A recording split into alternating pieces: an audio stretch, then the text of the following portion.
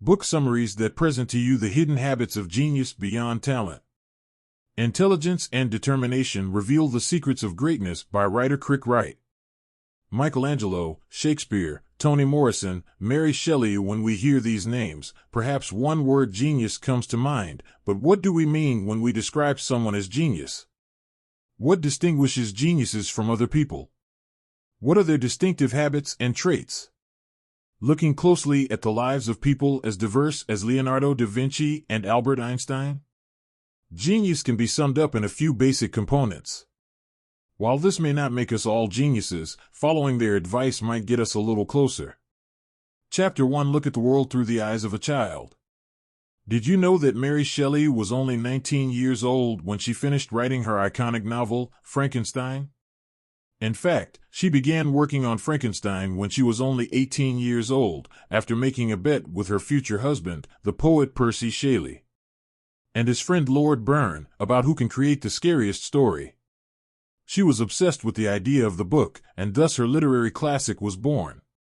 It is undeniable that writing Frankenstein as a teenager is evidence of Mary Shelley's genius, but perhaps we are wrong to view her age as an obstacle. Perhaps her young age was an advantage for her to express thoughts and feelings in an innovative and original way. While Mary Shelley produced her best work as a teenager, another genius, the artist Pablo Picasso, was producing masterpieces even as he grew older. Unlike Shelley, Picasso does not mention a single creativity in his youth, but that does not mean that he cannot teach us something about the value of a childish point of view. As a child, Picasso was mentored by his artist father, who helped him in his youth produce stunning and technically proficient works of art from an early age. But there was a problem. Although his paintings were accurate, they lacked something essential. This is true creativity and innovation. Simply put, he lacked genius. So how did Picasso break out of the mold that his father had set for him and begin to paint in the bold way that we know today? It's simple. He adopted a kind of childishness, as Picasso himself said. It takes a long time to become young. The great artist had to learn how to channel childish impulses into his art and began experimenting with bold lines and colors and cartoonish characters. Therefore, perhaps we should think twice before encouraging children to develop, as the examples of Mary Shelley and Picasso prove. A fresh, youthful, and somewhat childish view of the world is often akin to genius. Chapter 2. Enhancing the sense of curiosity. If we asked you to name a genius, who would come to mind? Maybe Einstein or Shakespeare. How about one of the greatest, multi-talented figures of the Renaissance? Leonardo da Vinci? For many, Leonardo embodies everything we mean when we use the term genius. The famous Italian artist was a painter, sculptor, engineer, a secret, a scholar, and more, and most importantly, Leonardo not only performed these roles, but excelled in them, exceeding the efforts and expectations of his peers. But the thing is that Leonardo was not a well-educated man by the standards of his time, as he did not receive an education in Latin or Greek. The two languages were considered the basis of prestigious education in the absence of elite education. How can we explain the genius of Leonardo? Simply, it comes down to curiosity. Curiosity takes many forms, and different people are curious about different things. Some of them collect stamps, others love baseball, and a few learn about the great military campaigns of ancient civilizations. But what sets rare geniuses like Leonardo apart from the rest is their curiosity about almost everything. Let us see, for example, Leonardo's daily tasks in Milan. His tasks included calculating the area of the city and its suburbs, finding a book describing the churches of the area, learning how to square a triangle mathematically, examining a crossbow, knowing how to repair a canal lock, asking a man about the measurement of the sun, and just that. Just the highlights. Leonardo's anxious mind was constantly struggling to learn and understand the world around him. It was this great curiosity that pushed him towards the achievements that made him famous. Few of us will turn into Leonardo, but we can all try to be more accepting of the world around us. If you want to develop your sense of curiosity, try to adopt an open and enthusiastic attitude toward trying new things. If you are in a new city, Let yourself wander if you're in a library, pick something you wouldn't normally be interested in, and know that curiosity makes the world a richer place. Chapter 3. Give your work your full attention. Let's stay with Leonardo da Vinci for a moment. We have already seen that he had an exceptional curiosity about the world around him, but this alone is not a recipe for genius. In order to create great artistic ability like Leonardo's, there are some other key ingredients that are necessary, the most important of which is an extraordinary ability to concentrate when it comes to by creating works of art. Leonardo preferred the slow and careful method rather than rushing, starting immediately. He could agonize for weeks over such seemingly trivial details as a fold of clothing or a beam of light. When the Richter complained about how long it took Leonardo to paint the Last Supper, he replied that the great geniuses they need time to form ideal ideas, which they then embody, with the ability to concentrate for long periods of time and with intense concentration. It is a common trait among many geniuses. Take Albert Einstein as an example. When you imagine him laying out his pioneering theories, you might imagine him in a silent place or on a dusty blackboard in a lecture hall. In fact, Einstein was able to focus no matter where he was. In 1903, one of his friends visited him after he had recently become a father. His friend described that visit, saying that although the place was filled with the smell of diapers and old smoke, Einstein was not affected by it. He was sitting carrying his child on one knee and holding a notebook on the other knee. He writes down equations with complete concentration while gently rocking his baby at the same time. Although every genius seems to understand the importance of intense concentration, not all of them are able to ignore the noise like Einstein. Many of the greatest geniuses go to great lengths to minimize distractions while working. Russian novelist Leo Tolstoy had a habit of locking the door while writing. Vladimir Nabokov wrote Lolita in the back seat of his parked car, declaring that it is the only place in the world without drafts and without annoying noise, whether concentration comes easily as it did for Einstein, or you need a distraction-free environment like Vladimir Nabokov. The ability to fully concentrate on the task at hand is the essence of every genius. Chapter 4. Dare to break the rules. When Andy Warhol arrived in New York to work as a commercial graphic artist, he could see that something was not right. The works he saw displayed in galleries seemed disconnected. There was a disconnect between the real, rich city he knew and the kind of art hanging on the walls in front of him.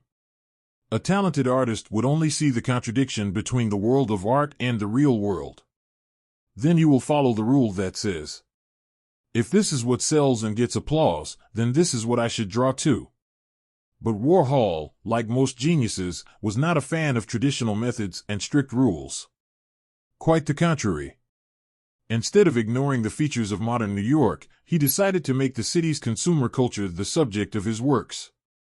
Warhol took everyday business items, such as the black bottle and the Campbell's soup can. He made them his focus by going against convention and breaking the rules. He attained a prominent place in the history of art in the 20th century. In the distant past, there were other geniuses who broke the rules and took greater risks than Warhol. Geniuses who shaped history. For example, Martin Luther, the former monk who turned against the Catholic Church and sparked the Reformation when Martin Luther nailed his 90th Theses, a list of objections to established Catholic practices, to the door of a German church in 1517, he broke all kinds of rules. But in his mind, he believed that he was going against the rules and religious authorities of the time. It was necessary to save and reform Christianity. By the end of his life, Luther had founded a new Christian sect with its own theology and practices. It established the right of clergy to marry. It unleashed religious tensions that escalated repeatedly in Europe for many years. Few geniuses played an important historical role like his. But if he had followed the rules, the modern world would have been very different. Geniuses can cause trouble. They pose risks, make us feel uncomfortable, change our world, whether we like it or not, and they certainly don't do it by following the rules. Chapter 5. Geniuses can turn weakness into a source of creativity. The idea that there is a link between genius and madness goes back to ancient Greece. The Greek philosopher Aristotle observed that there is no great genius without a touch of madness. He was not the only one who noticed this, as the famous English poet John Dryden said that great minds are certainly close to madness. In other words, there is a fine line between being a genius and losing your mind. For people who don't have this creative craziness, what can they learn from famous people like artists, writers, and scientists who had this kind of imagination and creativity? There is a common belief that creativity can be linked to psychological problems, and this is not just a stereotype. A study on the lives of prominent British writers and artists showed poets were most vulnerable to mental health problems. In fact, the study found that famous poets are 30 times more likely to suffer from manic depressive illness than other people. How do we explain this large disparity?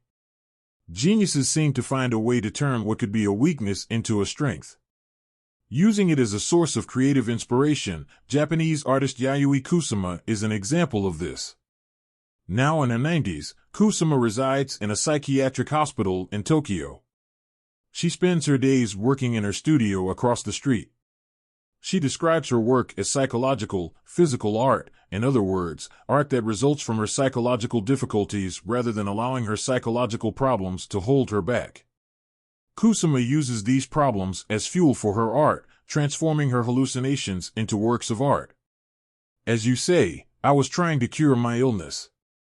We can learn from Kusama's style, as he shows that geniuses sometimes use their difficult psychological challenges as a source of artistic inspiration.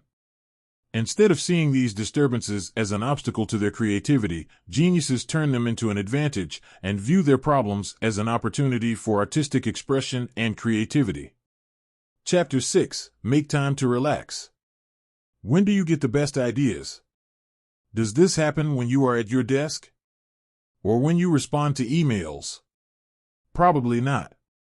If you're like most of us, inspiration comes to you when your mind is off, in the shower, on a walk, or even during deep sleep. We have already discussed concentration as an essential component of genius. For example, Isaac Newton was able to hold a problem in his mind and contemplate it for hours on end, which led to revolutionary breakthroughs in the world of physics and astronomy. But genius is not just the ability to concentrate. It also involves the opposite of hard work and focus, which is the ability to relax. Based on the creative habits of many geniuses, the best way to gain new insights is to step away from your work for a while, allowing your tired mind to relax. One of the most common ways to do this is to do some exercise. This is not a new idea. Legend has it that a Greek philosophical sect called the Peripatetics. Her discussions were taking place while wandering the grounds of Aristotle's school of modern times. Novelist Charles Dickens is said to have walked about 15 miles a day while working on A Christmas Carol, but there are states more relaxing than walking, and that is certainly deep within our slumber. When we dream, we enter a phase called rapid eye movement. During this, the left and right parts of the prefrontal cortex stop working. It plays a major role in logical thinking.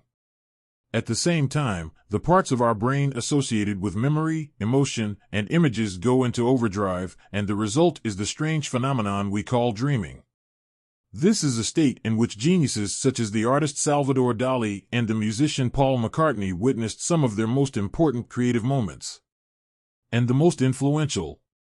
But whether we are geniuses or not, there is a lesson for all of us. The way to reach new ideas and visions is not to exhaust yourself with continuous work. To achieve optimal creativity, periods of concentration must be combined with periods of deep relaxation and rest. You've just listened to a summary of the book Hidden Habits of Genius by Craig Wright. The main message in this summary is that we can trace the same key elements in the lives of many geniuses across different cultures and times. In essence, genius involves the ability to combine intense concentration and creative time, turning personal difficulties into strengths, and finding the courage to break traditional rules. In addition, geniuses have a bold and childlike outlook and an insatiable curiosity, which always pushes them to learn more. Here's a practical tip: go for a relaxing walk. Walking plays a major role in the creative routines of geniuses, such as Charles Dickens and the Walkers, but if you're looking for inspiration while taking a walk, make sure to maintain a moderate pace in your livestock. Scientists say that if you increase your walking speed from a comfortable pace to a more stressful pace, you break the spell. That's because if you move too quickly, your mind focuses on the mechanics of walking instead of roaming freely, and you miss out on the creative benefits that walking can bring. If you liked this summary, do not forget to like and subscribe to receive all new updates. Until we meet in another book. May you stay well.